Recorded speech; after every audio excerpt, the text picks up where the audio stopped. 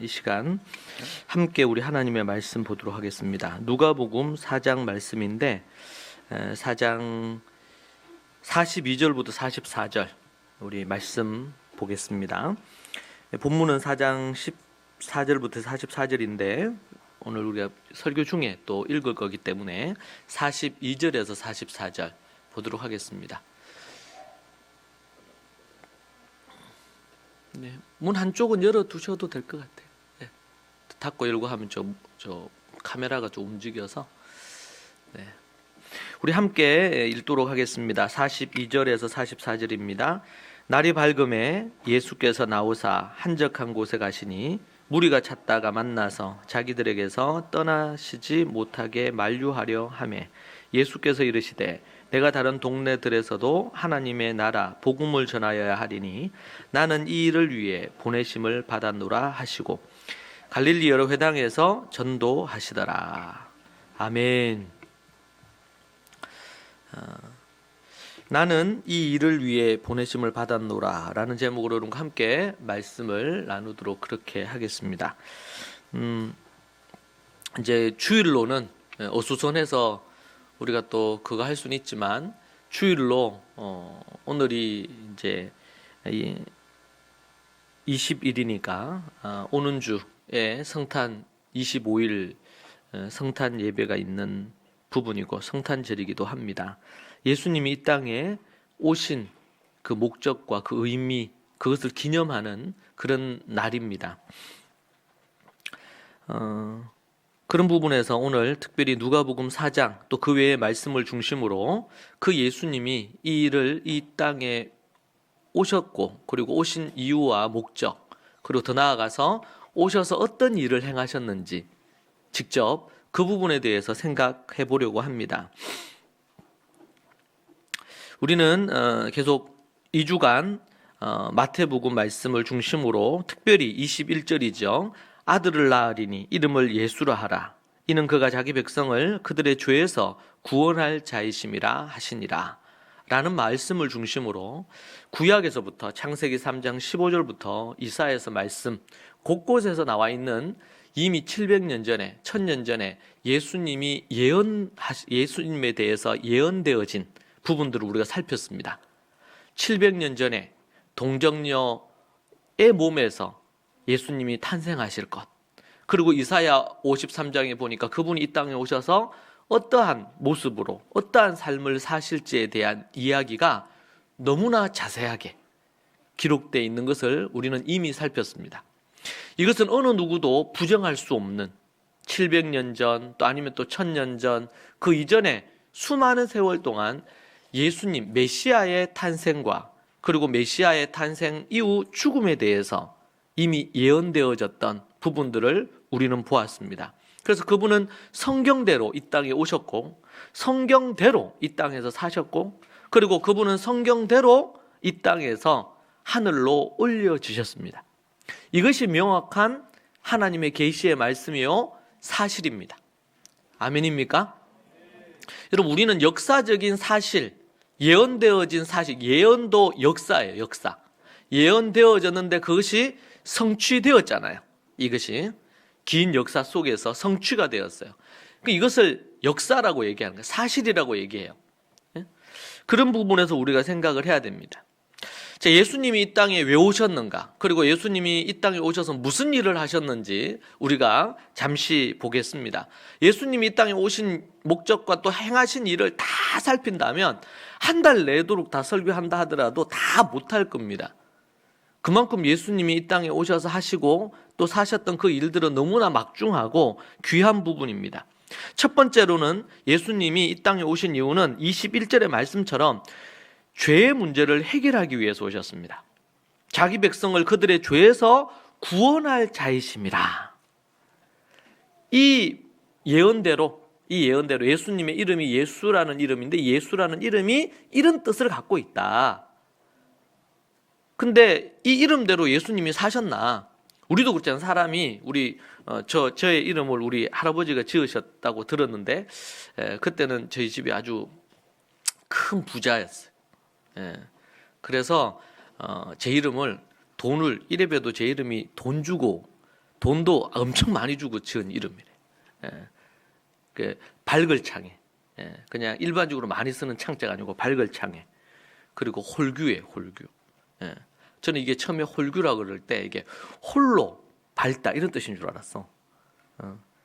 내 이름을 내 뜻을 잘 몰랐던 거죠.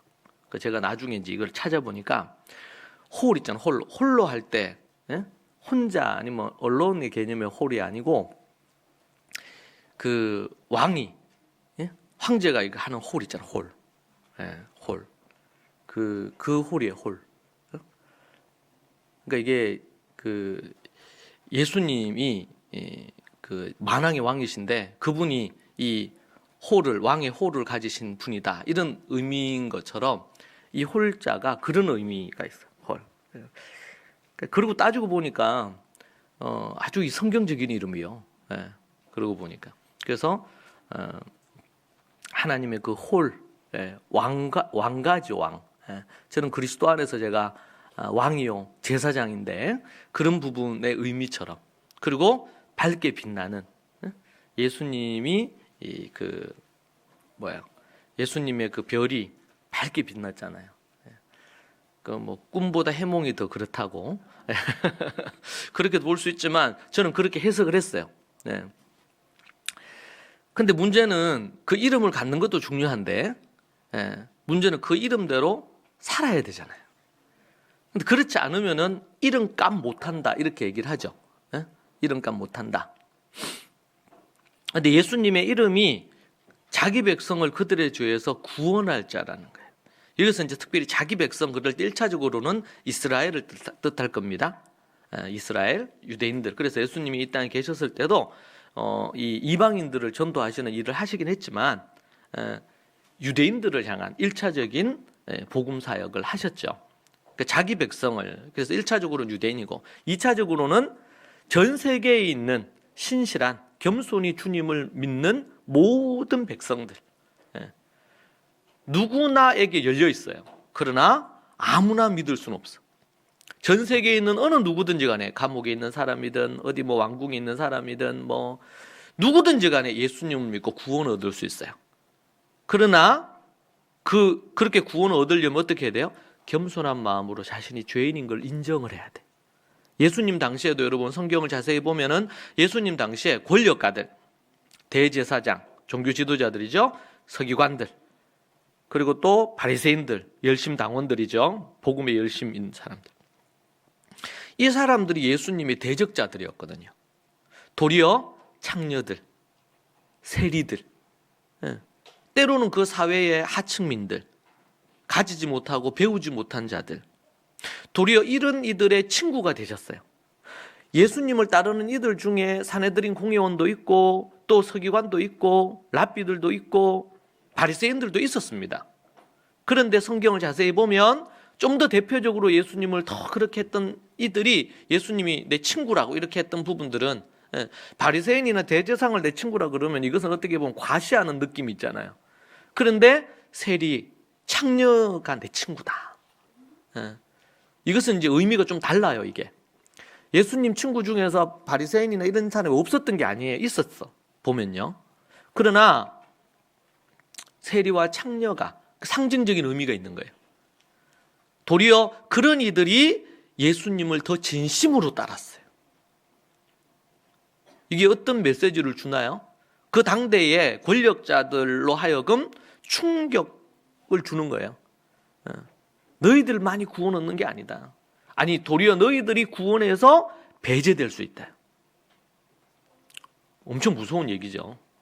지금으로 얘기한다면 선교사들, 목사들, 신학자들, 교회 지도자들 그들이 주님의 구원에서 떨어질 수 있다.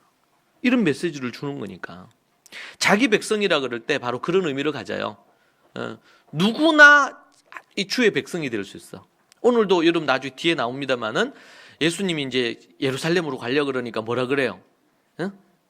야고보와 요한 그 어머니가 탁 예수님한테 와서 친인척관이거든. 나중에 예루살렘에 올라가면 좌우편에 좌의정, 영의정에 총리하고 뭐 이런 자리를 우리 야고보하고 요한에게 좀 주시면 좋겠다고.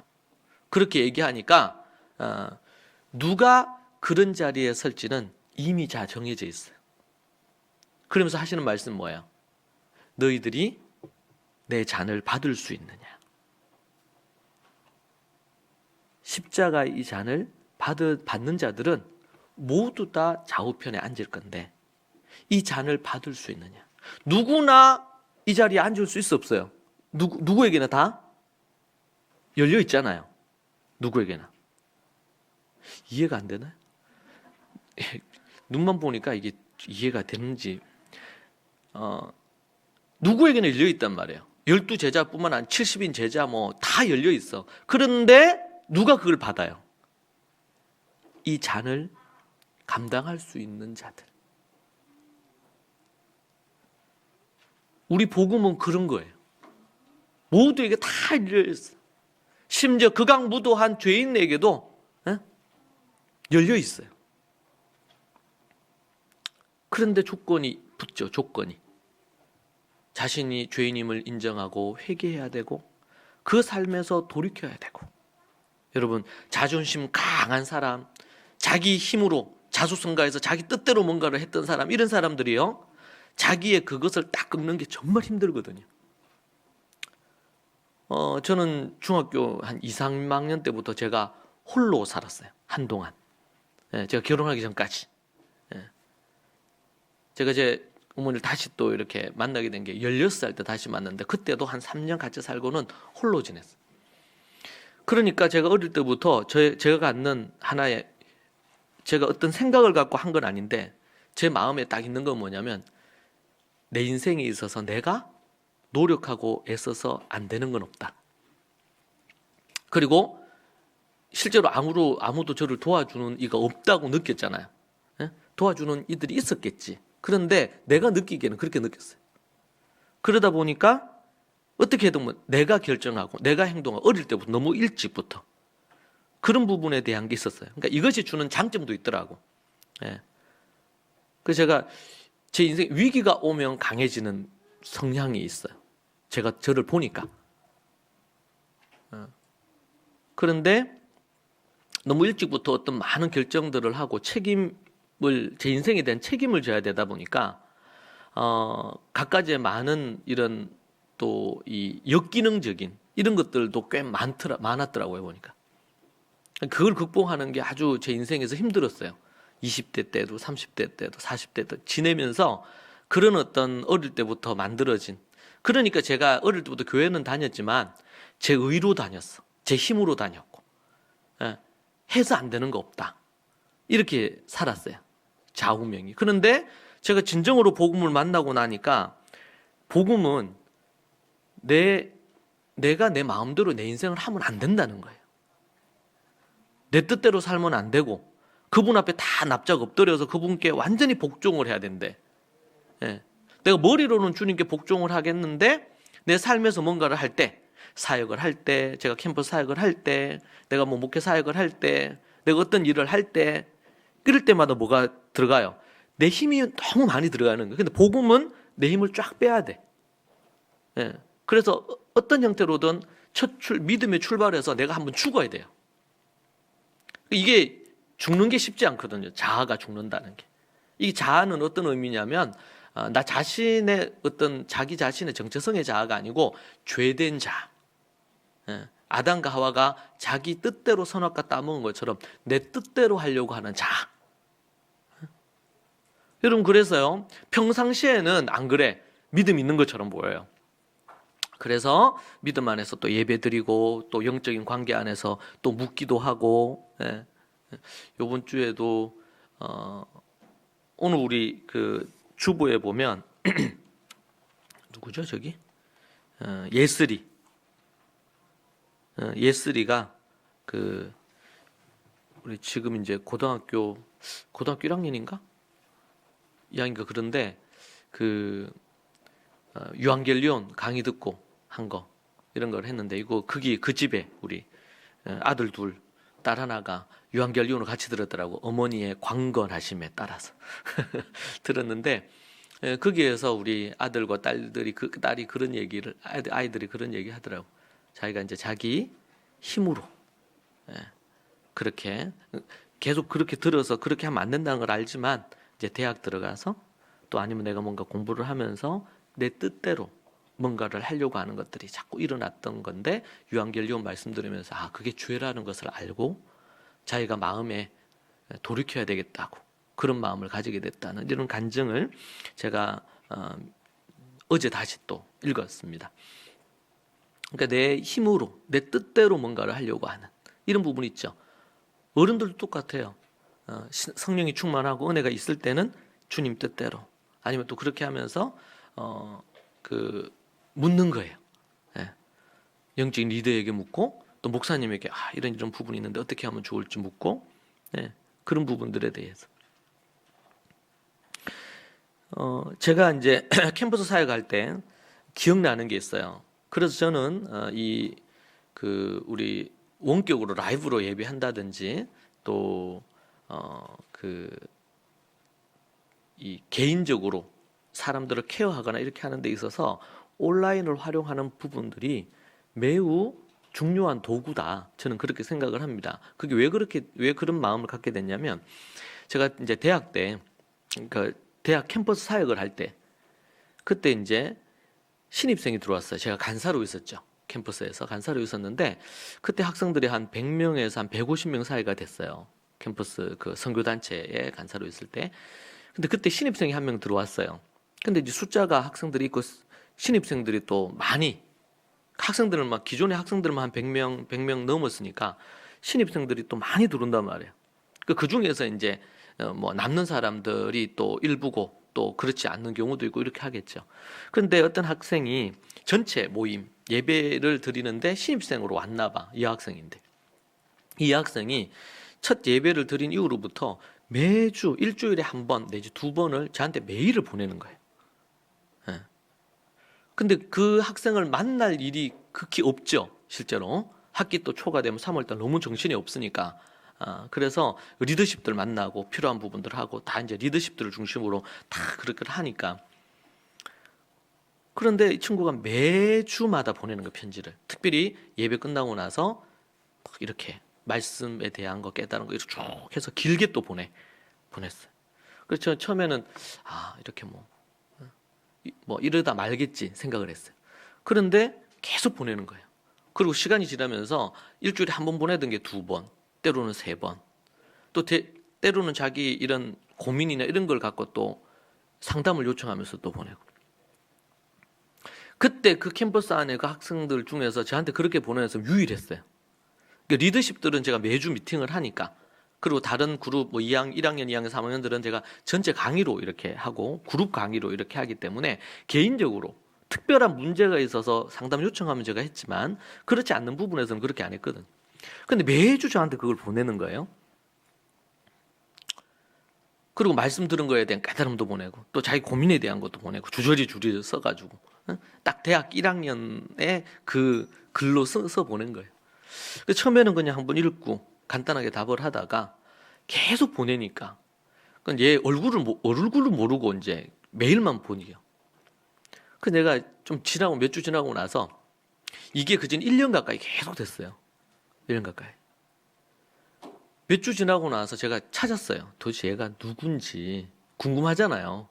그리고 이제 자기 얘기를 이렇게 해가지고 쭉 얘기하고 또 자기 고민도 얘기하고 이거 어떻게 하면 좋을지 그 얘기를 하고.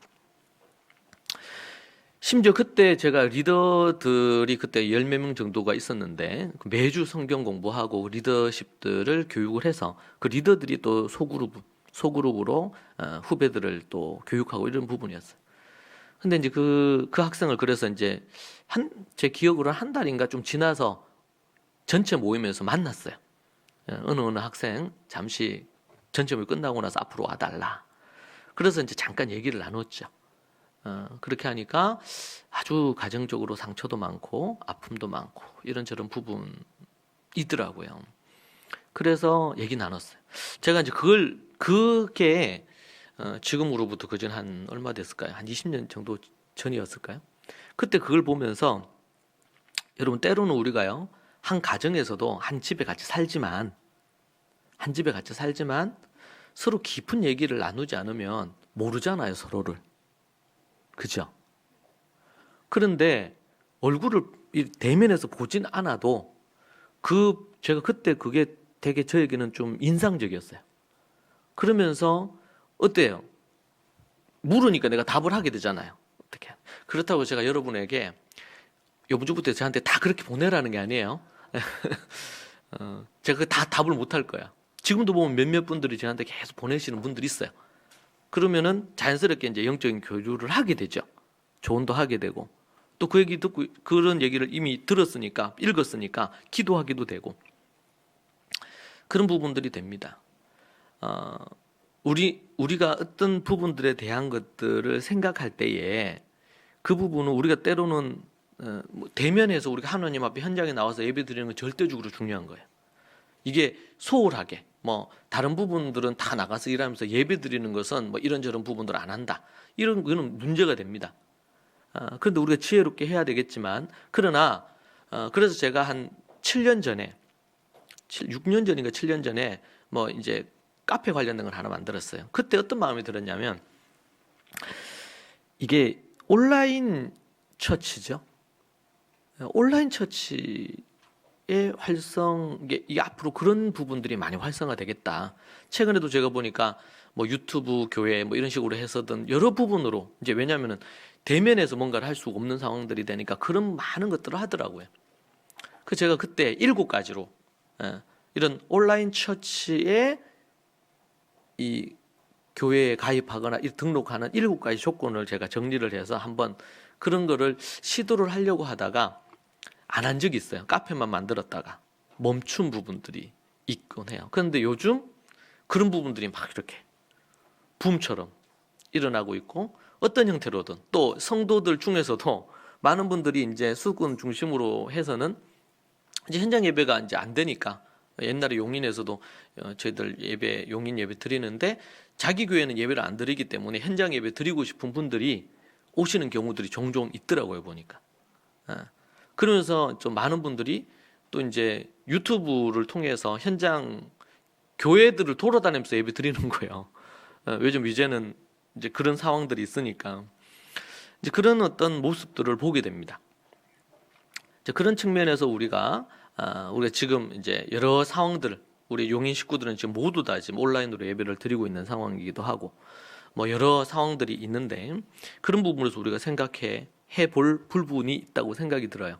그러니까 우리가 자기가 내 뜻대로 내 힘으로 저는 제 인생을 살았는데 어릴 때부터 교회를 다녔어요. 그런데 죄가 내 의지를 꺾는 거라든지 자기 포기라든지 이런 관점에서 생각해 본 적은 별로 잘 없었어요. 근데 진정한 복음을 딱 만나면서 어떤 마음이 들었냐면 아주 종교적인 열심이고 신학교도 공부를 했고 이렇게 했음에도 불구하고 여전히 내 뜻대로 뭔가를 하려고 하는 게 너무 강한 거예요. 그게 교회라는 사역이라는 범위 안에서 이게 상황만 배경만 달라졌을 뿐이지 여전히 내 힘으로 뭔가를 하려고 하는 거예요. 목회도 그렇고 사역도 그렇고 다른 사람을 누군가를 케어하고 돕는 것도 그렇고 이런 부분이 여전히 내 힘이 들어가서 내 뜻대로 하려고 하는 것이죠. 그런데 여러분 그런 것들이 어떤 사람들은 평상시에는 안 그래 보여요. 겸손하게 믿음으로 또 영적인 지도 아래서 그렇게 하려고 하는 것처럼 보여요. 그런데 자기 인생의 위기를 만났을 때 어려움을 만났을 때 갑자기 옛사람의 모습이 나타나기 시작해요. 그리고 자기 생각이 앞섭니다. 그때 딱 나타나는 현상이 뭡니까? 아이들도 그렇죠. 아이들도 부모님 그늘 아래서 뭐 이렇게 하다가 아이들이 어머니가 이거 싫어할 것 같아. 그러면 애들이 얘기 안 하고 몰래 하죠. 몰래. 그래서 뭐가 생겨요? 비밀이 생겨요. 비밀이. 그러면 안 드러나. 근데 애들은 이제 표시가 나잖아요. 표시가. 그런 것처럼 우리도요. 우리도 그런 부분이 있었어요. 그러니까 아담과 하와가 선악과 따먹고 나서 찾잖아요. 아담아 그러니까 어디 있었어요? 당당하면 딱 나와 있었겠죠. 하나님 제 여기 있습니다. 이렇게 하는데 나무 뒤에 숨어가지고 나무 뒤에 숨어서 하나님의 소리가 들리는데 아담아 부르는데 모르는 척하고 있었다. 모르는 척.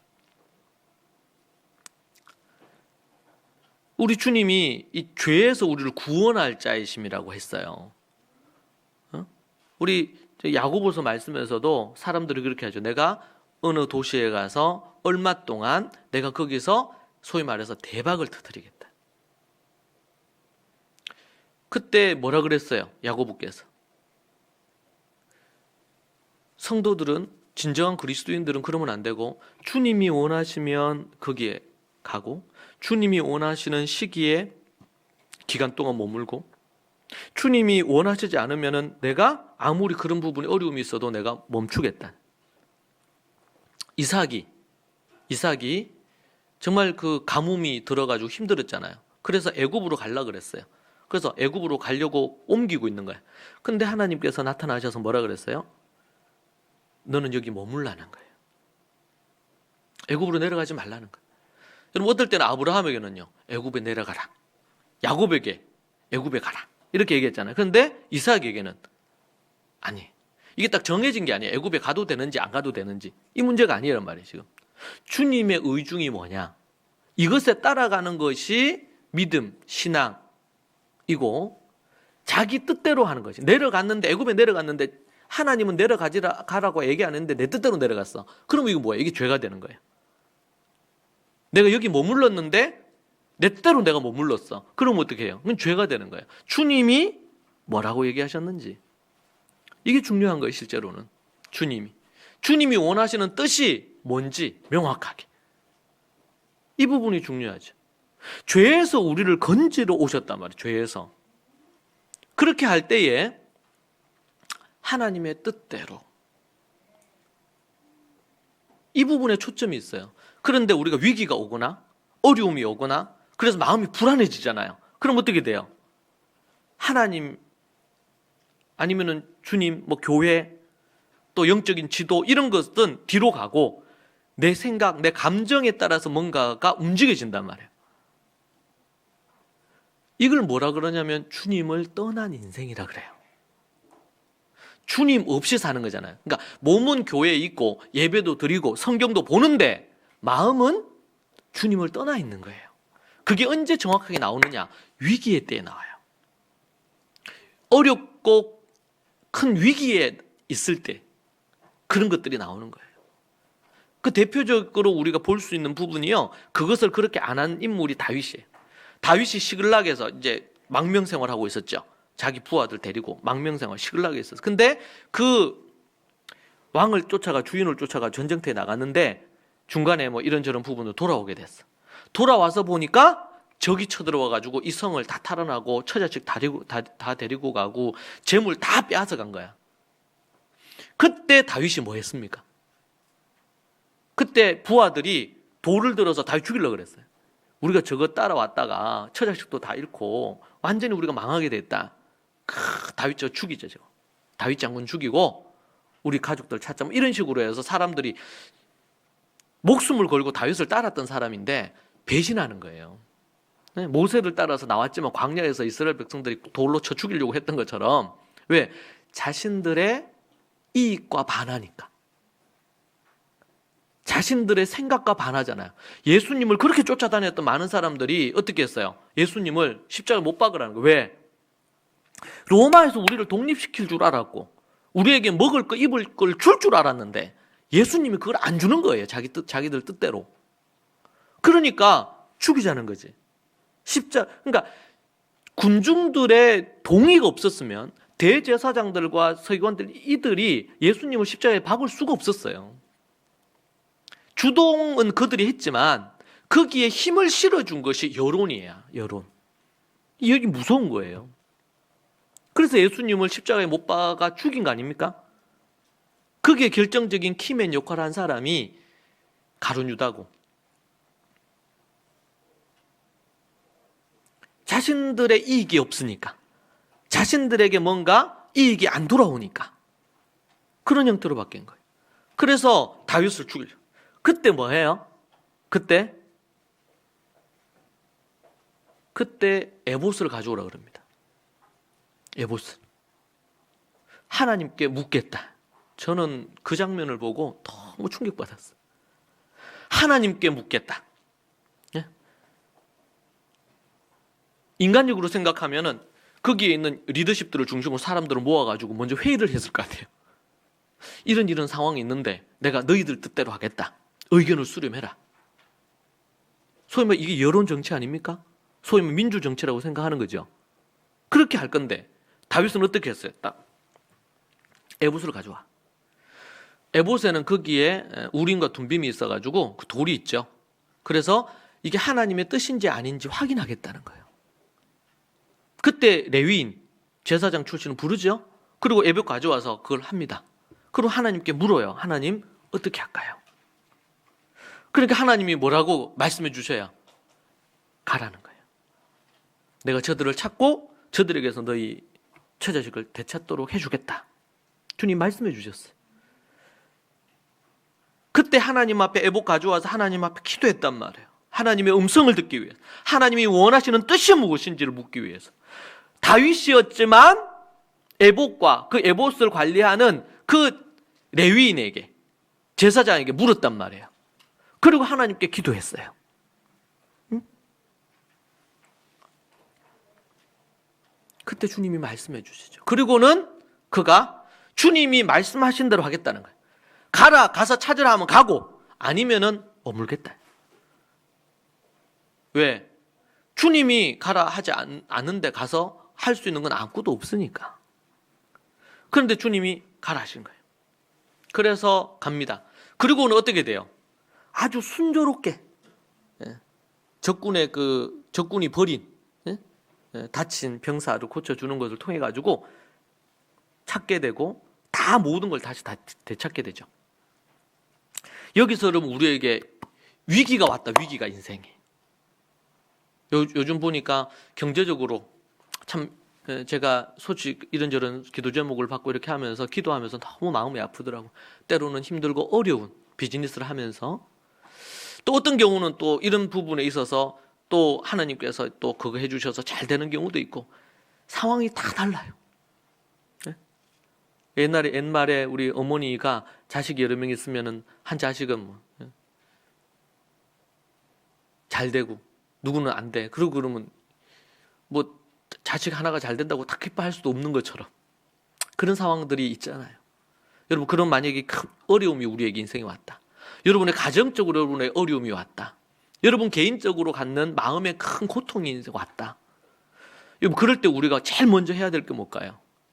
그 사람이 진정으로 죄인으로 그냥 죄 가운데 사는 자인지 아니면 거듭나서 주님을 따르는 자인지 이걸 구분할 수 있는 가장 큰 건 뭐냐면 다윗이 우리에게 보여준 것처럼 뭐야? 주님 어떻게 할까요? 첫 번째로 하나님께 묻고 또 그 다음 뭐예요? 선지자를 불러서 물었어요. 성경에 보면 어떻게 할지. 그러니까 각자가 영적으로 훈련이 돼서 하나님의 음성을 들을 수 있는 영적으로 깊은 자리에 가야 된단 말이에요. 깊은 자리에. 근데 그렇지 않으면 어떤 사람은 보면은 하나님께 물었대. 근데 들어보면 성경적이지 않아.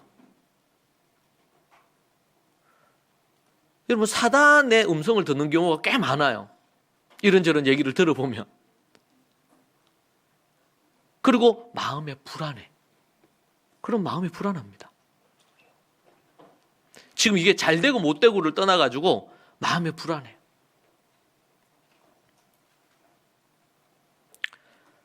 이 문제를 해결하기 위해서 그래서 첫째 아담은 어떻게 했습니까? 아담은 선악과 따먹어서 죄를 범했어요. 둘째 아담 예수님은 어떻게 했죠?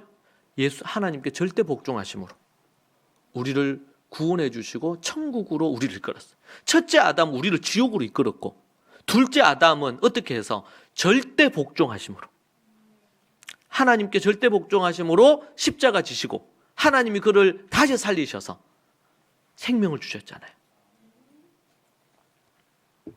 그래서 여러분 우리가 유한겔리온 복음에 대해서 알고 복음에 이 내용이 나오죠. 그 다음 뭐예요? 영적 관계예요. 영적 관계. 이 영적 관계에 대한 얘기를 여러분 잠깐 하면은 뭐 다른 부분들은 영적 관계 강의 들으면 쭉 나오니까 최근에 보면은 목사 성폭행 해서 이런 거 뉴스 최근에 나왔죠. 제가 저도 그걸 자세히 좀 살펴보니까 이미 20년 전에 어느 교단에서 이단으로 판명이 나서 목사 제명되고 쫓겨났더라고, 그 교회가. 지금 건강하고 전통적인 교회가 아니에요, 그 교회가.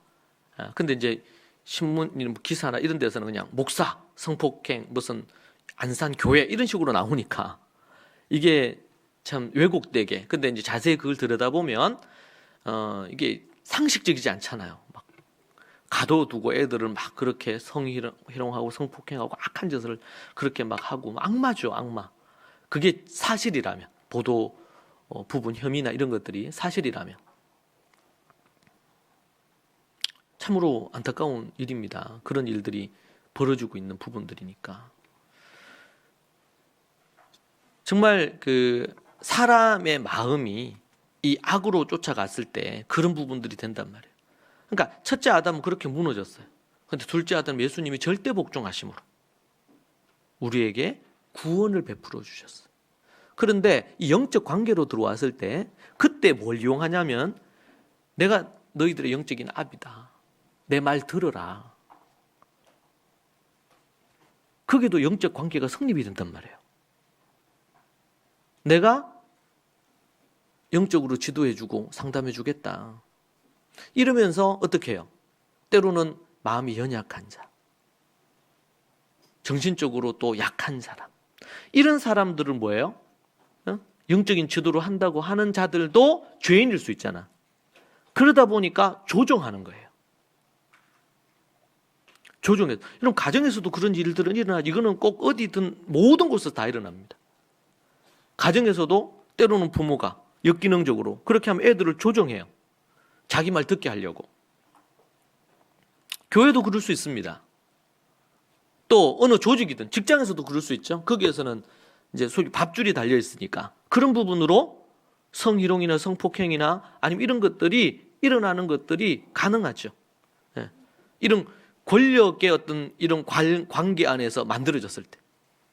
제가 최근에 몇몇 교회들 얘기를 들었습니다. 때로는 한 교회는 큰 한국의 서울에는 큰 대형 교회고 또 어떤 교회 여러 교회가 있는데 그 얘기 들으면서 거기에서 뭘 하냐면 영적인 지도라는 이름에 사람들을 조정하는 거예요. 그리고 자기 말을 듣도록 하는 거예요, 목사가. 또 교회 리더십들이. 제가 지난번에도 한번 얘기했죠. 자유가 매우 중요한 거예요. 자유가. 성경에서도 죄된 길을 걸어 나단 선지자가 이 젊은 선지자입니다. 나단은. 근데 다윗 왕에게 하나님이 얘기하셔서 직고하죠. 비유를 들어서 얘기하면서 바로 당신이 그 나쁜 사람이라는 거예요. 그렇게 얘기할 때 이게 목숨 건 겁니다. 왜냐하면 왕이 죽여버릴 수도 있어요. 이미 사울 왕 때는 뭐 선지자들은 마구잡이로 죽였으니까. 자기에게 대항하면 무조건 다 죽여버렸어요. 근데 나단 선지자가 그렇게 딱 얘기할 때에 어떻게 했어요? 다윗이 회개하고 돌이키죠.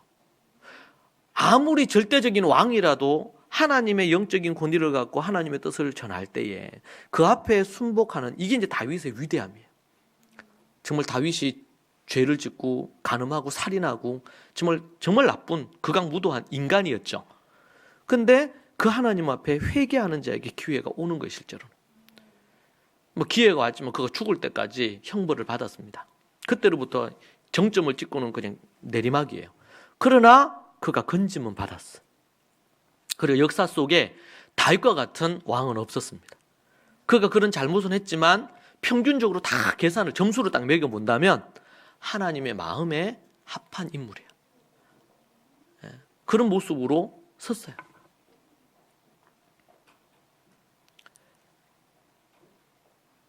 우리 이제 리더들도 그렇고 저도 그렇지만 늘 조심해야 되는 것은 사람들을 조정하려고 하면 안 돼요.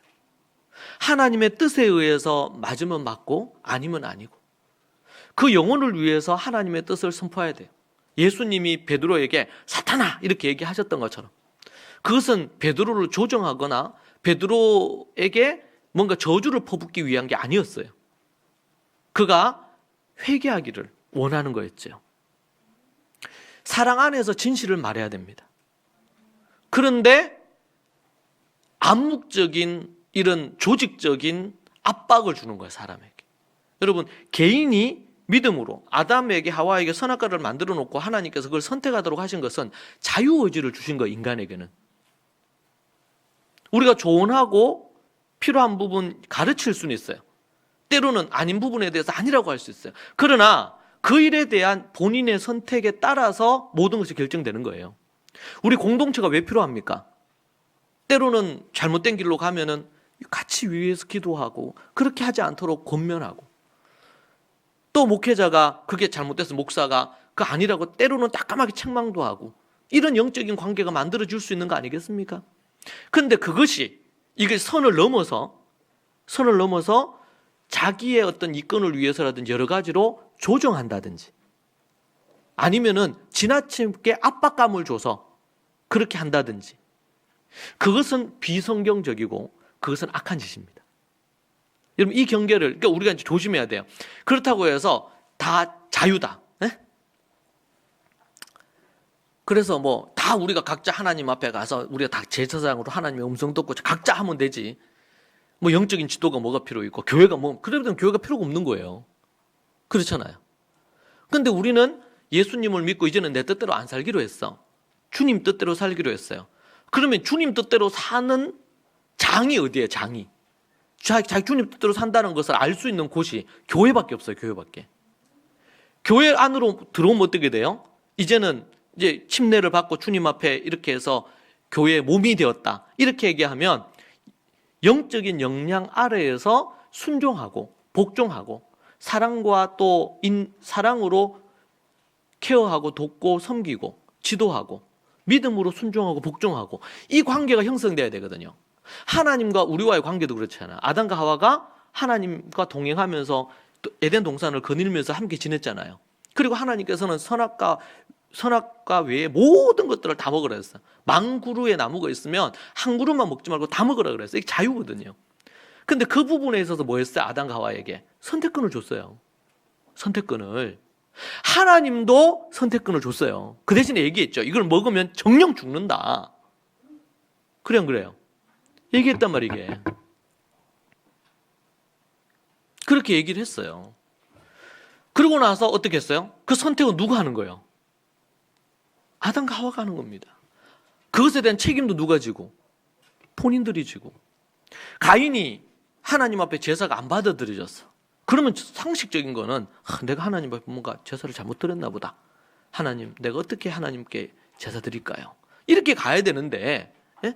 이미 오랫동안 그 성경 원어를 보면 오랫동안 그런 식으로 제사를 드렸어요. 가인은. 근데 하나님이 이제 때가 되어서 결정적으로 해가지고 딱 거부한 거예요. 그 제사를. 그리고 열받아서 어떻게 합니까? 동생을 죽이려고 했어.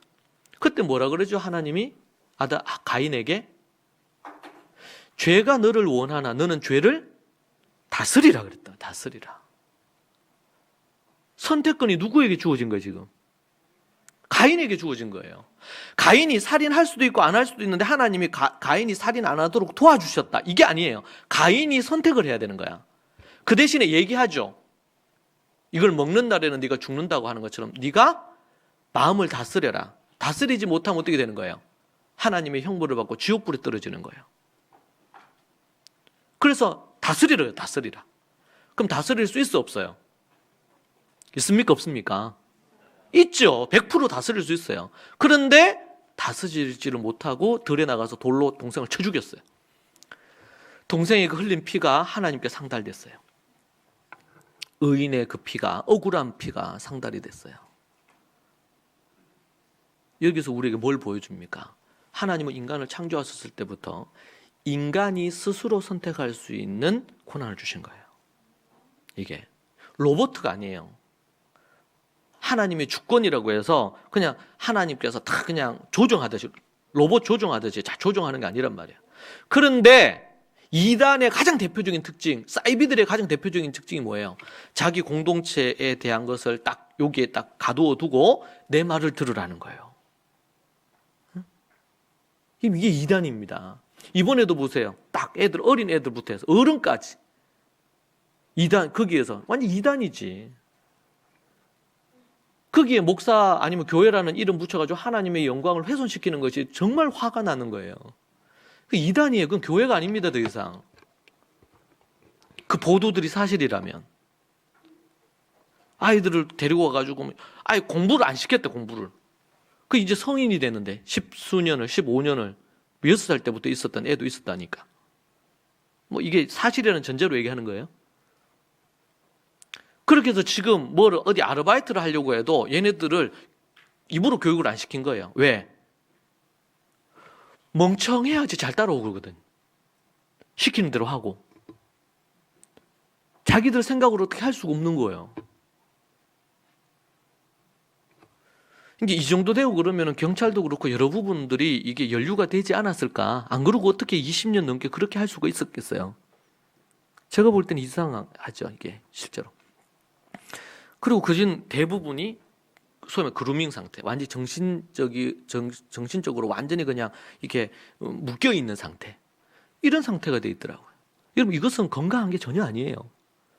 여러분, 우리가 예수님을 믿고 믿음으로 나아간다는 것은 우리가 공동체 안에서 서로 보듬고 서로를 존중하고 또 서로 안에서 믿음으로 서도록 우리가 권면하고 이끌어 주지만, 그것이 자유를 억압하고 이런 형태가 되면 안 된단 말이에요. 이것은 비성경적인 거예요. 여러분, 그래서 우리가 이런 민주주의라든지 이런 부분들이 태동이 성경적인 가치에서 나온 거예요. 성경적인 신학에서. 분명히 뭔가를 잘못 그거 하지만 선택이 이게 너무나 지나치게 또 자유도 가서도 문제가 되겠죠. 예. 이게 균형이 너무 중요합니다. 균형이.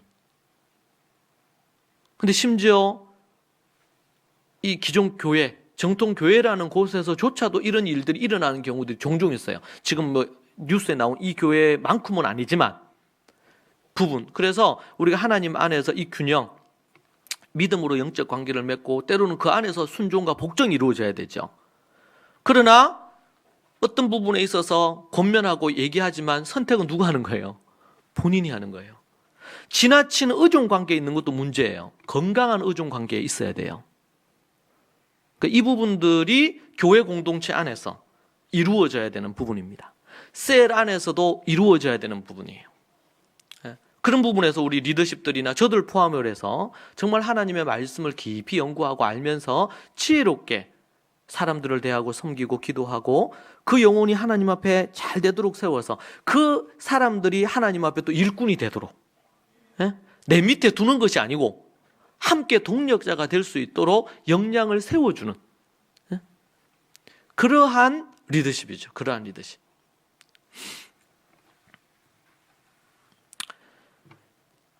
이 모든 것 죄의 문제 안에 포함이 되는 거예요. 죄의 문제 안에. 그리고 어떤 사안들에 대해서는요, 때로는 강하게, 목사인 저도 강하게 요구해야 될 게 있고, 때로는 뭔가 자유롭게 선택할 수 있도록 허용되는 영역이 있을 수도 있어요. 사안마다 다 달라. 사안마다. 이건 가정에서 부모가 자녀를 대할 때도 똑같아요. 이미 대학생이 됐는데 여전히 부모들 손안에만 딱 있도록, 때로는 실패하고 넘어지더라도 얘기하고 아이들이 너무 큰 이 실패가 문제가 되면 안 되겠지. 그러나 작은 부분에서 때로는 본인이 선택해서 선택한 것에 대한 책임을 지도록 또 만들어줄 필요가 있어요.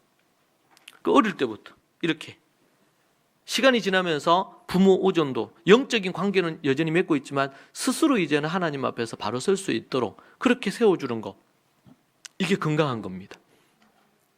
중요한 부분이 돼요. 여러분, 이 땅에 예수님이 오셨어요. 왜 오셨어요? 죄의 문제를 해결하시려고. 자기중심적으로 자기 뜻대로 자기가 원하는 대로 뭔가를 한다. 그걸 조심해야 돼. 그래서 교회 안에 우리 셀 그룹이라든지 우리 이제 용인교회도 이제 지금 내년부터 이제 셀 모임을 뭐 지금 상황에서 정 어려우면 이 원격으로라도 진행을 하고 리더십 훈련도 원격으로라도 하고 그렇게 해야 되겠다, 이런 생각을 갖고 있습니다. 다들 기도해 주시면 좋을 것 같고. 그래서 그 셀 그룹이 만들어져요. 그럼 그 안에서 서로 사랑하고 존중하고 또 권위를 인정하고 이렇게 하면서 믿음 안에서 하나님 앞에 바로 서기 위해서. 때로는 리더들이 어떤 부분을 하다가 어려운 부분이 있으면 저한테 얘기합니다. 그러면 제가 필요에 따라서 직접 또 셀원들을 돕기도 하고. 그래서 하나님, 우리의 중심은 하나님의 말씀에 있어요. 하나님의 뜻에서 원하시는 게 뭔가, 이것을 찾아서 함께 가는 거예요. 그래서 이걸 뭐라 그래요? 교회는 한 몸이에요. 예수님을 머리로 하고 우리는 각각의 세포가 되어서, 누구는 팔이 되고 누구는 눈이 되고 누구는 발이 되고 뭐 이렇게 돼서 서로 한 몸을 이루어서 하나님의 천성을 향해서 쭉 함께 가는 거죠. 그런 부분에서 서로 이 셀그룹 너무 중요한 부분이 돼요. 그리고 교회 안에서도 함께 서로 영적인 영향력을, 서로 선한 영향력을 주고받으면서 이렇게 서나아가는 것이 너무 중요합니다. 이게 바로 죄의 문제를 해결하기 위해서 하나님께서 그렇게 하신 겁니다. 두 번째는요, 죄로 인해서 생긴 문제를 해결하러 오셨어요. 자, 우리가 죄가 있고 이 죄는 결과를 만들어내요. 죄는 42절 44절 우리가 읽었던 말씀의 앞문맥 4장, 누가복음 4장, 우리 성경 여러분 펼치셔서 누가복음 4장을 보시면요, 예수님이 14절 15절 예수께서 성령의 능력으로 갈릴리에 돌아가시니 그 소문이 사방에 퍼졌고 친히 그 여러 회당에서 가르치심에 뭇사람에게 칭송을 받으시더라. 16절에 예수께서 자라나신 곳 나사렛에 이르러 안식일에 늘 하시던 대로 회당에 들어가 성경을 읽으시고 서심해. 예수님이요, 여러 회당에 다니시면서, 갈릴리 여러 회당을 다니시면서 하나님 말씀 가르치셨는데 많은 사람들에게 칭송을 받았어요. 그 가르침에 사람들이 너무 감동을 받았어요. 그런데 예수님이 이제 어디에 가셨냐면 16절에 보니까 고향, 자라나신 곳 나사렛에 가셨어요. 나사렛에. 거기에서 안식일 날 회당에서 이사야서 말씀을 주는 것을 받아서 읽고 가르치셨습니다. 그렇게 해서 가르치셨는데 그 가르침을 받았는데 고향 사람들은 예수님이 어릴 때보다 자란 걸 안 거예요. 그래서 예수님을 인정을 잘 안 해. 이들의 예수의 가족도 알고 다 아는데, 너무 대단하다. 그래서 선지자가 어디서요? 고향에서 환영을 못 받는다. 24절에 보니까 내가 진실로 너에게 이르노니 선지자가 고향에서는 환영을 받는 자가 없느니라. 예수님이 고향에 가서 다른 동네에서, 갈릴리에 있는 회당에서 다 전했는데 막 사람들이 하나님 앞에 회개하고 돌아오고 이런 역사가 있는데, 고향 나사렛에 딱 갔는데 예수님이 나사렛 출신 아니냐 우리 이러면서 어디에서만 역사가 안 일어나. 나사렛에만 역사가 안 일어나요. 예수님이 능력이 없어서 안 일어난 게 아니고 말씀을 받는 자들이 겸손히 말씀을 안 받으니까. 그러니까 예수님이 아주 직설적으로 얘기를 하십니다. 뭐라고 얘기하시냐면 24절에 또 이르시되 내가 진실로 너희에게 이르노니 선지자가 고향에서 환영을 받는 자가 없느니라. 내가 참으로 너희에게 이르노니 엘리야 시대에 하늘이 3년 6개월간 닫혀 온 땅에 큰 흉년이 들었을 때에 이스라엘에 많은 과부가 있었으되 엘리야가 그중 한 사람에게도 보내심을 받지 않고 오직 시돈 땅에 있는 사렙다 한 과부에게, 이방입니다. 이방에 있는 시돈에 있는 사렙다 한 과부에게만 갔다는 거예요. 어디에는 안 가고 유대의 그 수많은 과부들에게 하나님이 보내시지 않고. 그리고 27절 또 선지자 엘리사 때 이스라엘에 많은 나병 환자가 있었으되 그 중에 한 사람도 깨끗함을 얻지 못하고. 여러분, 이스라엘에 나병 환자들이 많았어요, 적었어요? 엄청 많았어요.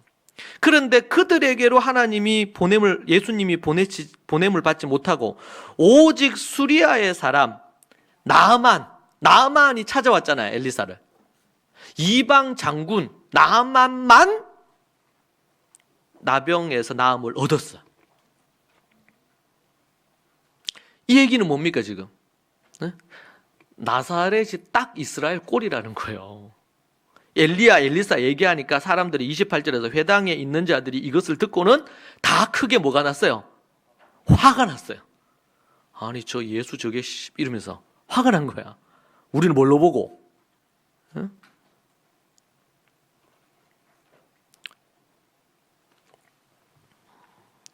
예수님이 예수님이 나시기는 베들레헴에 나셨죠. 자라시긴 거기에서 자라셨는데, 그렇다면 뭐 제2의 고향에 버금가는 곳 아니겠어요? 그러면은 인정을 하고 이렇게 더 해야 되는데 그렇지 않는 거예요. 그러니까 사람들이 어떻게 해요? 화가 났어.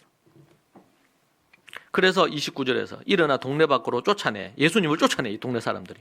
그 동네가 건설된 산 넝떠러지까지 끌고 가서 밀쳐서 예수님을 죽이려고 하는 거예요. 얘네들 정신이 나간 것 같아. 막 그렇게 하려고. 그러니까 예수님이 그들을 지나서 그냥 가셨어요. 그리고 31절에 갈릴리의 가버나움 동네에 내려오사 안식일에 가르쳤어요. 가버나움에서. 그들이 그 가르침에 논란이, 이는 그 말씀의 권위가 있었습니다. 여러분, 이 말씀의 권위를 누가 만들어? 누가 만들어요, 지금? 오늘 본문 배경의 흐름을 보니까. 누가 만들어요? 듣는 사람들이 만드는 거예요. 듣는 사람들이. 마음밭으로 비유하면 나사렛에 있는 이 사람들은 돌짝밭이야. 길가밭이요. 그죠? 안 받는 거야. 그런데 가버나움에서는요, 옥토와 같이 말씀. 그래서 가버나움에서 하나님이 역사를 많이 일으켜요. 가버나움에서 사건들이 많이 일어납니다. 회당에 더러운 귀신 들린 사람이 있어 크게 소리 질러 이르되, 아 나사렛 예수여, 우리가 당신과 무슨 상관에 우리를 멸하러 왔나이까? 나는 당신이 누구인지를 아노니 하나님의 거룩한 자입니다. 그러니까 예수님이 꾸짖어서 잠잠하라 이렇게 얘기했어요. 귀신이 그 사람을 무리 중에 넘어뜨리고 나오되 그 사람을 상하지 아니한지라. 하도 자꾸 그런 얘기하니까 멈추라 그랬는데 안 멈추니까 예수님이 그런 부분에 있어서 그들을 쫓아내.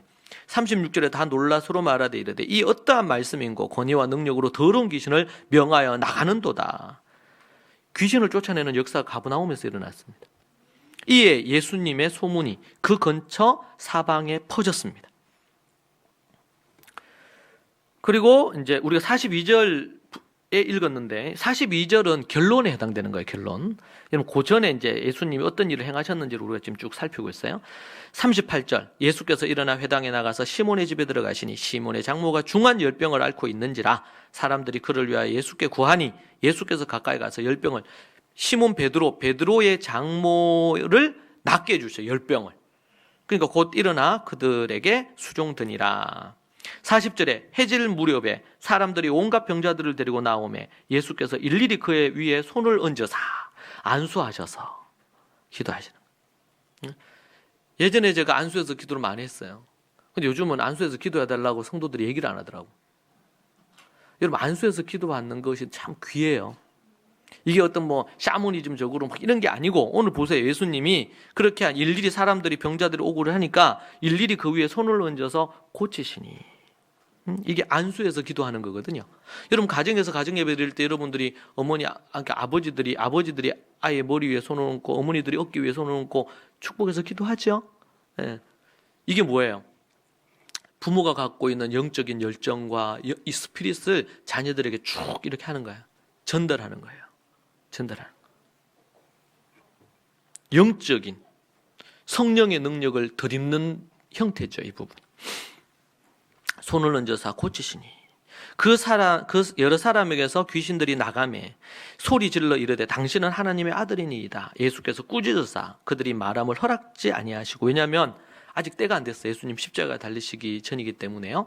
때가 안 됐어. 때가 될 때까지 기다리셔야 되는데 이 귀신들이 얘기하는 거예요. 이는 자기를 그리스도인 줄 알미러라.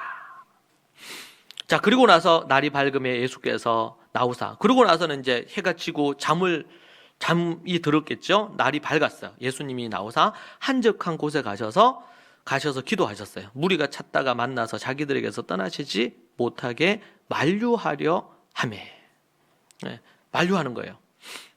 여기 계셔달라고. 왜? 귀신도 쫓아내지, 병자들, 수많은 병자들이 안수하니까 낫지. 그리고 예수님의 가르침, 권위 있는 가르침이 있지. 떠나지지 못하게 만류했어요. 그런데 43절에 예수님께서 이르시되 내가 다른 동네에서도 하나님 나라 복음을 전하여야 하리니 나는 이 일을 위해 보내심을 받았노라 하시고 갈릴리 여러 회당에서 전도하시더라. 아멘. 여러분, 우리는 42절에서 44절의 말씀을 통해서 예수님이 이 땅에 왜 오셨는지, 오신 목적의 구체적인 실현을 볼 수 있습니다. 그리고 앞에서 우리가 4장 우리 14절부터 쭉 보면서 더 많은 앞문맥을 볼 수도 있지만 이 부분에서 뭘 볼 수 있어요? 예수님이 귀신을 쫓죠. 특별히 우리가 앞에서 제가 입으로 건너뛰었는데 뒤에서 보려고 17절, 18절을 보면요. 선지자 이사야의 글을 드리거늘 책을 펴서 이렇게 기록된 데를 찾으시니 곧 주의 성령이 내게 임하셨으니 이는 가난한 자에게 복음을 전하게 하시려고 내게 기름을 부으시고 나를 보내사 포로된 자에게 자유를, 눈먼 자에게 다시 보게 함을 전파하며 눌린 자를 자유롭게 하고 주의 은혜의 해를 전파하게 하려 하심이라 하였더라. 이 이사야 말씀에서 메시아가 오시면 어떤 일을 할 것이냐? 주의 성령이 내게 이는 가난한 자에게 복음 전하게 하고 내게 기름을 부으사 나를 보내사 포로된 자를 자유를 눈먼 자에게 다시 보게 함을, 눌린 자를 자유롭게 한단 말이에요. 이런 역사가 있겠다는 거예요.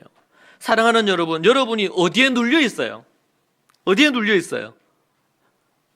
자녀들 때문에, 자녀 이 교육 때문에 눌려 있습니까? 네? 아니면 또 뭐에 눌려 있어요? 돈에 눌려 있어요? 돈에 우리가? 돈에 눌릴 수 있죠. 어려움을 겪거나 이렇게 하거나 이렇게 할 때마다 우리가 압박감이 올 수 있습니다. 돈은 너무나 우리 인생에서 중요한 건데 돈에 눌려 있을 수 있어요. 또 어떤 관계에 눌려 있습니까? 관계에서 오는 여러 가지 어려움이 혹시 있습니까? 뭐 부부 사이에 그럴 수도 있고 부모 자식 사이에 그럴 수도 있고 여러 상황들이 있을 수가 있죠. 어떤 것이 여러분에게 또 있습니까? 오늘 말씀해 보니까 예수님이 이 땅에 오셔서 우리에게 하시려고 하는 게 뭐냐? 죄로 인해서 생기는 결과가 뭐예요?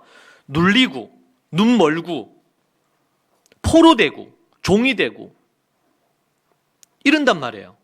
네? 사단은 우리로 하여금 거짓말로 우리를 얽어매요. 그리고 중독에 빠지게 해요. 하나님이 있어야 될, 하나님을 모셔야 될 그 자리에 하나님이 아니고요. 비어 있어. 그럼 거기가 뭔가 채워져야 되잖아. 그러니까 사단이 그 자리에 딱 앉으면서 뭘 하냐면 사람들에게 돈으로 사람들을 조정을 해요. 돈으로. 돈 따라 이사도 하고 돈 따라 모든 걸 하거든요. 돈 따라. 예? 돈으로 조정해요. 권력으로 조정해요.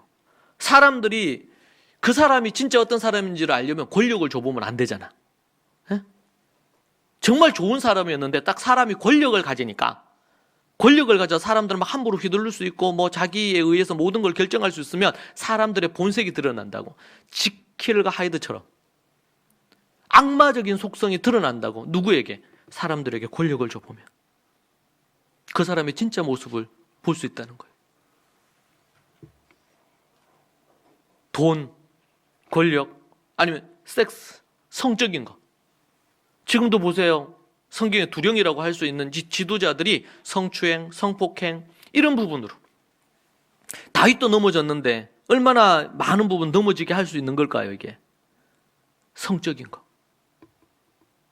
여러분 전 세계에서요 사업 중에 가장 잘 되는 사업이 성사업이야. 성매매, 뉴스에 나왔던 N번방처럼 이런 것들이 사람들 그게 죄된 거고 악한 건지를 알면서 거기에 돈 내고 들어가는 거예요. 100만 원씩 뭐 얼마씩 내고 그 들어가. 왜? 쾌락을 즐기는 거야. 거기에서 어떻게 온라인으로만 아니고 오프라인으로 해가지고 때로는 전 세계적으로 돌아다니면서 영아들을 상대로 어린아이들을 상대로 해가지고 그런 완전히 변태적인 이런 죄를 짓는 그런 짓도 하잖아요. 여러분 그쪽의 사업이 돈이 되는 사업이에요. 사단이 그 배후에서 그런 것들로 사람들을 조정한단 말이에요. 왜? 쾌락으로. 지나고 나면 다 허무한 것들인데 돈으로, 권력으로, 이런 부분으로.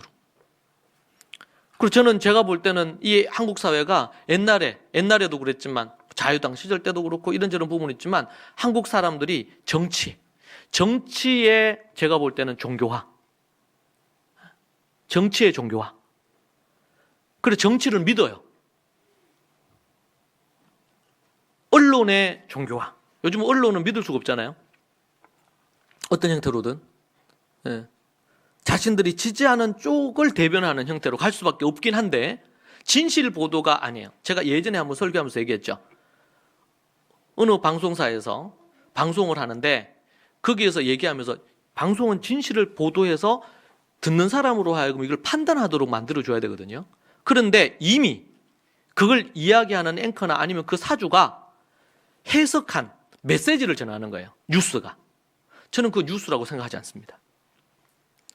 네. 그래서 어떤 부분에 대해서 얘기하면서 과거에 아니면 교회의 성경 구절에 아니면 어떤 이런 걸 가져와서 재해석해서 메시지를 주는 거예요. 그러면은요, 의식이 약하거나 사상이 약한 사람들 어떻게 됩니까? 끌려다녀요.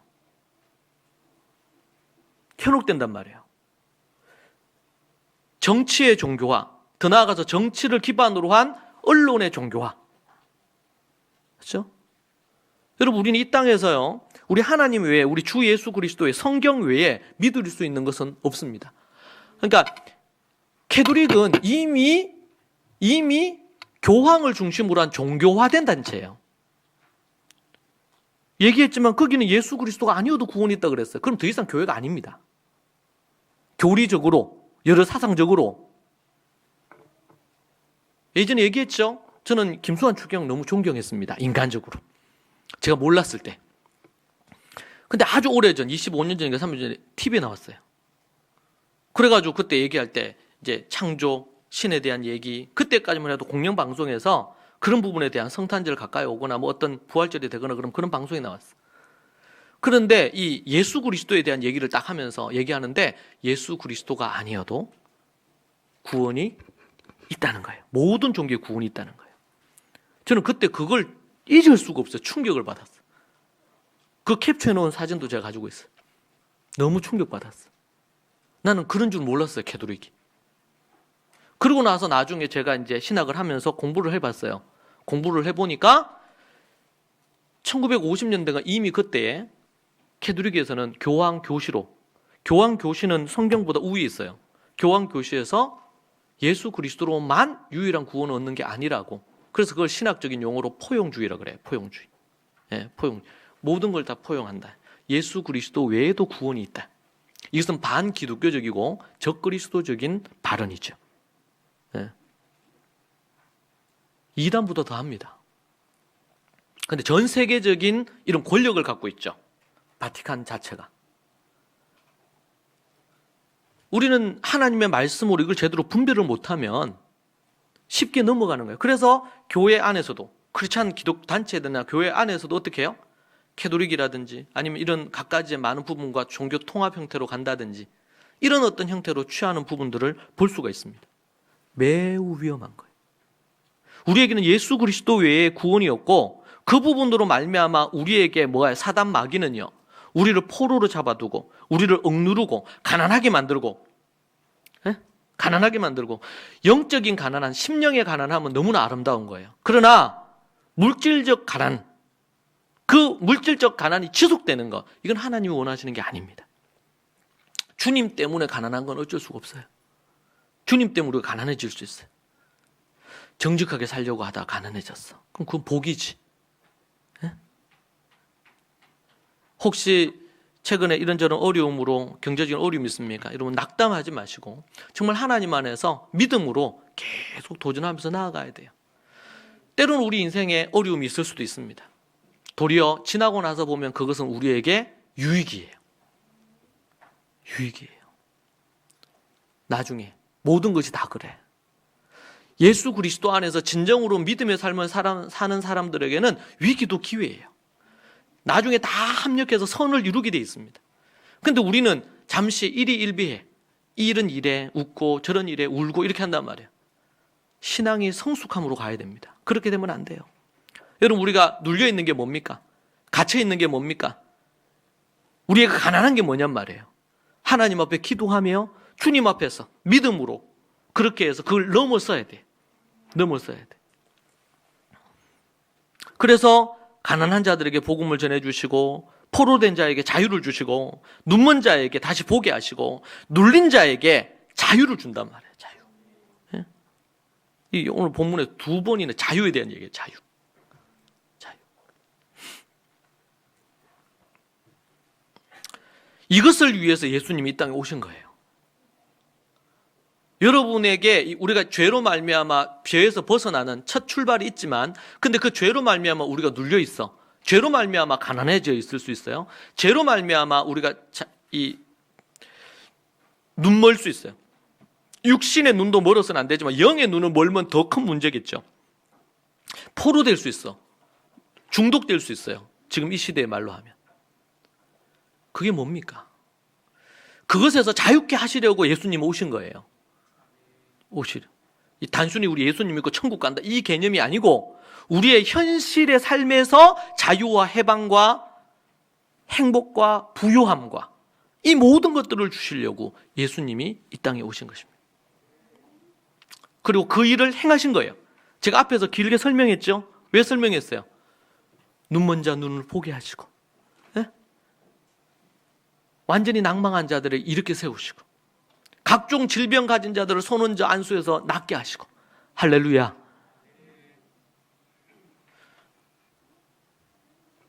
엘리사 때 엘리사가 나병 환자인 나만을 낫게 했잖아요. 자유와 해방을 주려고, 질병으로부터 자유를 주시려고, 물질로부터 자유를 주시려고,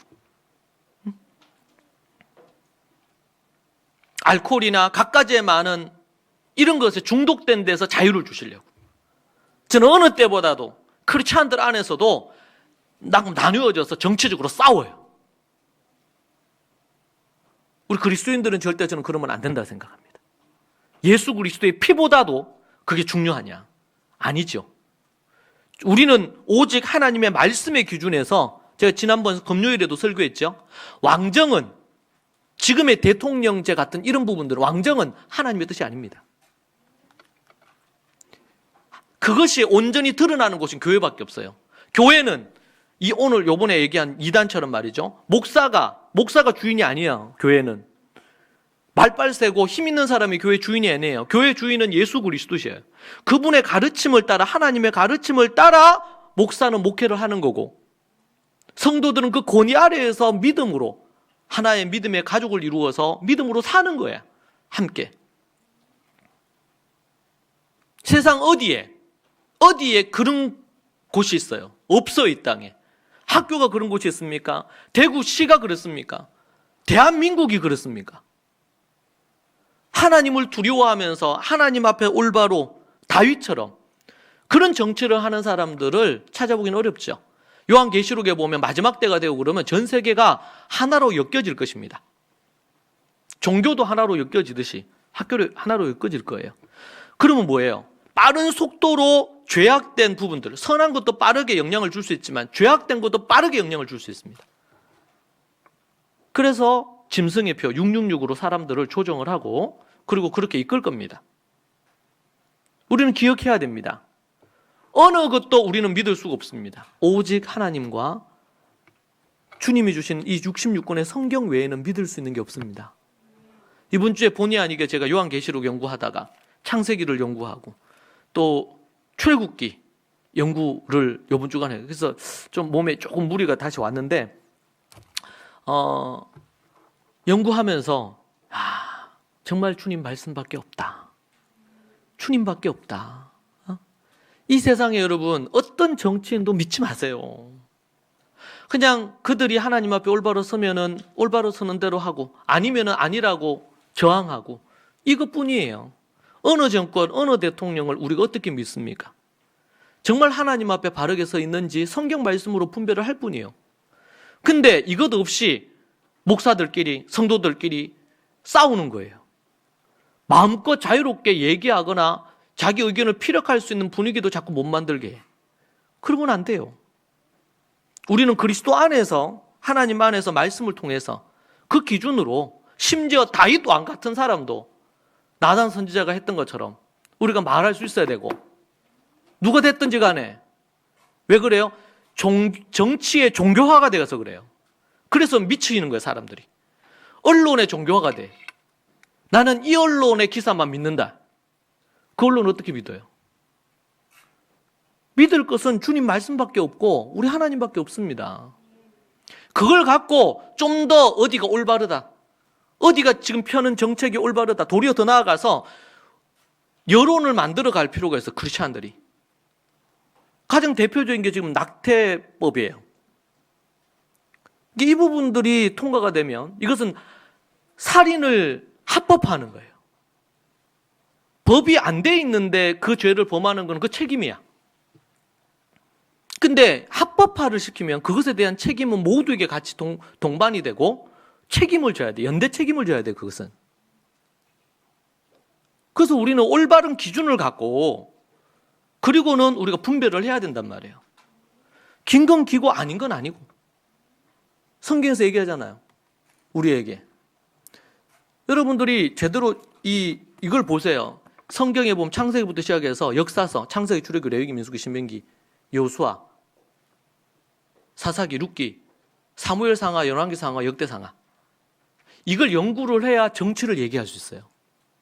왜? 하나님이 어떻게 정치를 이끄셨는지. 그 대표적인 것이 하나님이 왕정을 거부하셨어요. 하나님이 왕정을 싫어하셔요, 너무. 왜? 왕이 많은 사람들을 괴롭힐 것을 아셨기 때문에. 그래서 왕정을 거부한 거예요. 우리가 세계사를 배울 수 있습니다, 아이들도. 세계사를 배울 수 있는데 왕정이 나옵니다. 예? 거기에 세계의 위대한 왕들이 나오죠. 그들이 선한 일을 한 것도 있겠지만 대부분, 제가 볼 때는 80~90%는 하나님을 대적한 사람들이에요. 우리는 그 역사를 보면서 하나님을 대적한 이 역사 속에 어떤 악을 저질렀는지를 이해를 해야 돼요. 그리고 종교도, 예를 들면 기독교를 포함한다 그러면 종교도 타락할 수 있죠. 예를 들면 십자군 같은 이런 경우도 그렇고 캐톨릭 같은 경우에도 얼마나 많이 타락했는지 몰라요. 그런 부분에서 우리는 오직 하나님의 말씀 붙들고 긴 건 기고 아닌 건 아니어야 돼. 지난번에도 얘기한 것처럼 어느 교단에서, 한국의 대표적인 교단에서 총회에서 목사가 가스총 들고 목사가 조폭들 사주해가지고 자기 뜻대로 이 총회를 이끌기 위해서 반대하는 사람들을, 반대하는 목사들을, 조폭들을 이용해서, 저는 그 교단은 없어져야 된다 생각해요. 자정 능력을 상실한 겁니다. 그 정도가 되면. 우리 기독교 한국 침례회가 만약에 그렇게 되면 탈퇴를 해야 돼요. 우리.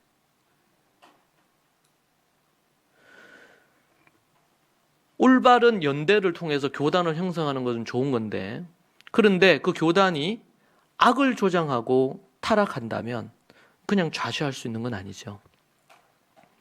어디 저 산에 들어가서 홀로 움막에서 우리가 하나님 앞에 예배한다 하더라도 진리를 붙들고 올바른 길로 가는 게 더 중요하니까. 저는 이 시대가 너무나 지나치게 언론과 정치의 종교화를 보면서 개탄하는 입장이 있습니다.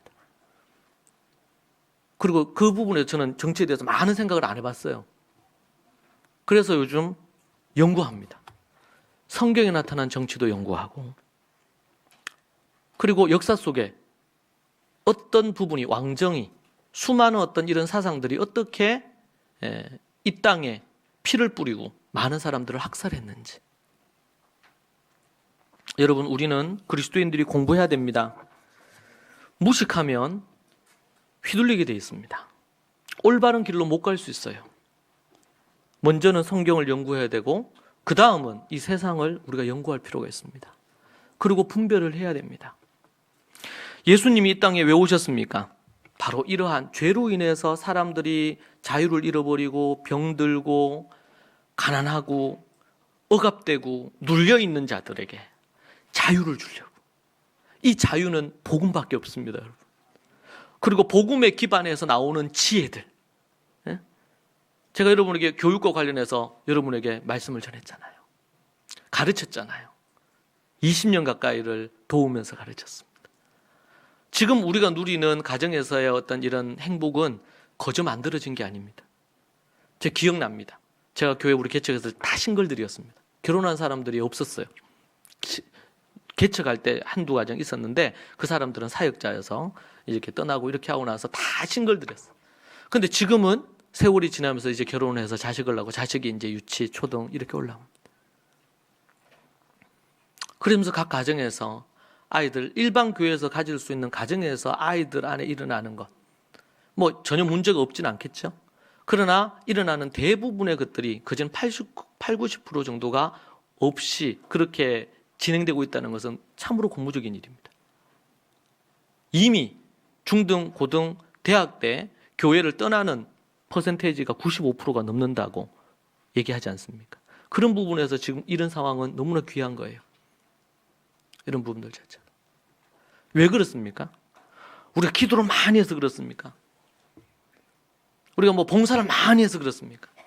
그게 아니고 복음을 기반으로 한 말씀에서 그 원리를 뽑아서 그 원리를 실제로 실천하고 그 속에 말씀과 기도가 있었지만 이 실제적인 지침을 따라 했기 때문에 가능했던 거예요. 그리고 우리는 같이 공동체 안에 같이 있었기 때문에 저희 가정부터 성경적인 가정을 세우려고 했고 홈스쿨로 출발을 했고 그렇게 하면서 쭉 이렇게 흘러왔어요. 그러면서 몸에 아니면 공동체 문화로 자리를 한 것입니다. 여전히 지금도 우리는 해결하고 풀어야 될 숙제는 있습니다. 그러나 그러한 것들이 만들어지는 거예요. 그러니까 지금 이런 위기가 왔을 때 가정에서 가정 목회가 이루어지는 거예요. 부모를 통해서. 그리고 학교가 그걸 스포트하고 가정에서 그 일이 이루어지고 교회가 그 부분에 대한 것을 슈퍼바이저하고 그러니까 어떻게 해요?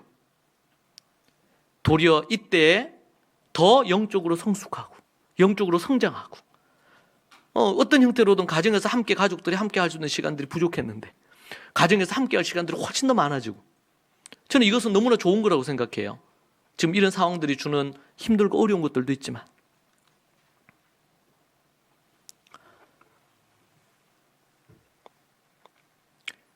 예수님이 이 땅에 오셔서 죄의 문제를 해결하시고 죄로 인해서 생긴 갖가지의 많은 문제들을 해결하기 위해서 우리 주님이 이 땅에 오신 것입니다. 그리고 가는 곳곳마다 병자를 고쳐주고 가난한 자들에게 부유함을 주고 그들에게 묶여있던 거 귀신에게 묶여있던 거 정신병에 묶여있던 거 얽매여 있던 거 사람의 종이 되어 있던 거 권력에 묶여있던 거 돈에 묶여있던 거 다 자유와 해방을 주고 지금 이 시대는요 대학교가 종교가 돼가지고 거기에 묶여있어. 자식을 성공시키기 위해서 소위 말하는 세상 성공을 위해서 그거 다 내려놓고 주님의 뜻대로 하면 진정한 성공이 오는데 그걸 모르니까 사람들에게 우리가 얘기해야죠. 나눠야죠. 그래서 예수님이 마지막으로 어떻게 하셨습니까? 사람들이 얘기하잖아요. 42절, 43절 가지 마시라고. 왜? 예수님이 이렇게 해서 병자 고쳐지지 막 갖가지 많은 억눌린 자들 자유를 주지 뭐 이렇게 풀려지니까 어떻게 예수님을 묶어둘라 그랬어. 우리 동네에. 그래서 사람들이 새벽 일찍부터 막 찾는 거예요. 예수님은 한적한 곳에 기도하셨어. 새벽에요. 무리가 막 찾아요. 그래서 자기들에게서 42일 떠나지 마시기를 만류했어요. 떠나지 마세요. 우리와 함께 있어 주세요. 예수님께서 이르시되 내가 다른 동네들에서도 하나님 나라 복음을 전하여야 하리니 나는 이 일을 위해 보내심을 받았노라. 할렐루야. 환호하고 환영하는 곳에 계속 머물 수 있는데 그렇게 하지 않으시고 다른 곳으로 가야 된다. 제자들에게 얘기합니다. 가자. 제자들도 모처럼 나사렛에서 완전 박대를 당하다가 이게 와서 사람들에게 대접받고 근데 여기에 머무르지 않고 어떻게 했어요? 예수님이 제자들 데리고 다른 동네에 가자. 거기에서도 하나님 나라 복음을 전해야 하리라. 사랑하는 여러분, 우리 교회 같은 경우에는 어떻게 보면 좀 특별하죠.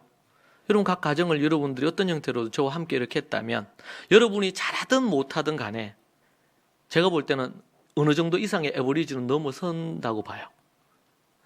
한국 교회 안에서는 가정에서 가정예배를 드린다. 가정예배를 드리는 가정들이 1%도 안 될 겁니다. 그리고 그 가정예배를 지속하는 가정들은 더더욱 적어요. 0.1%에 속할지 몰라요. 가정이 무너지고 있는 이때에 여러분들이 다른 사람들에게 믿음을 소개하면서 가정을 소개하면서 사람들에게 복음을 전할 수 있어요. 가정을 이렇게 세워야 돼요. 가정은 이 사회의 최소 기본 단위입니다. 가정이 무너지면 사회는 무너지게 돼 있고 국가는 무너지게 돼 있어요. 무너지게 돼 있어요.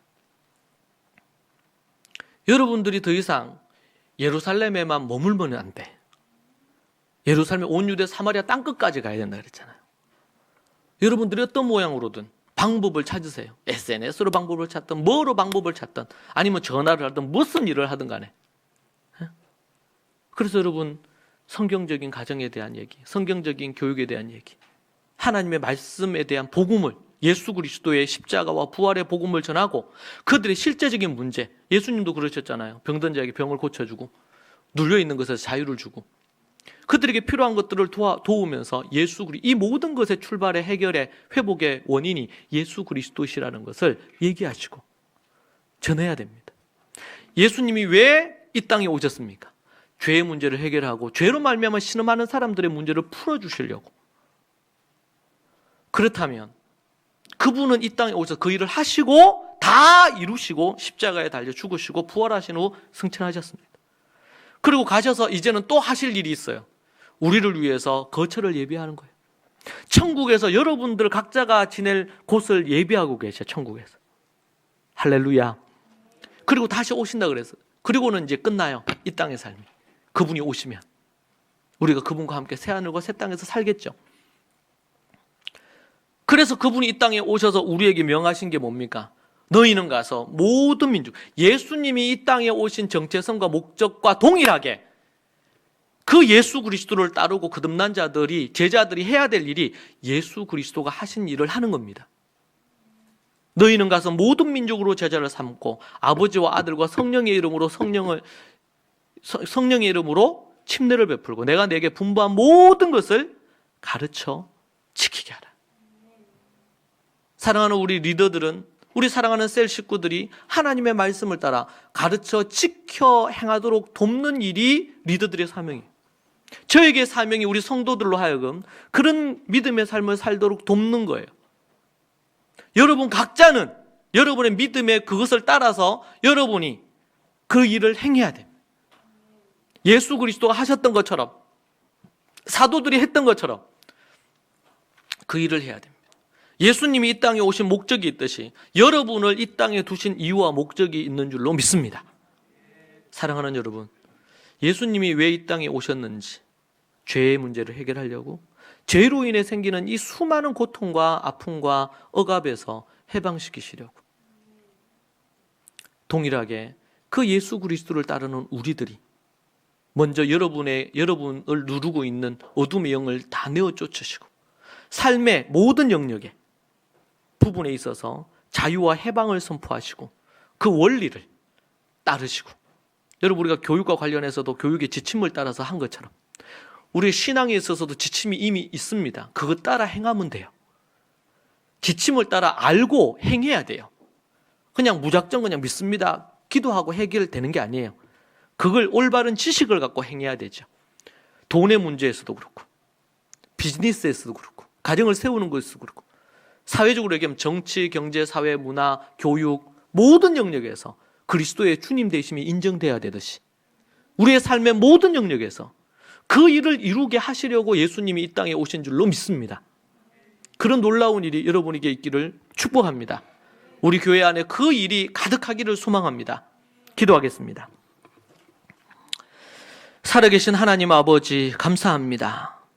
우리가 무엇이기에 우리를 이토록 사랑하시고 독생자 아들 예수님을 보내시어 가난에서 우리를 해방케 하시고 얼룩 억눌린 것에서 자유케 해주시고 모든 질병에서 우리를 벗어나게 하시고, 아버지 하나님, 우리를 그렇게 자유롭게 해방되게 능력 있게 그렇게 해서 진짜 친백성으로 하나님의 자기 백성답게 세우시려고 우리 예수님 이 땅에 오신 줄로 믿습니다.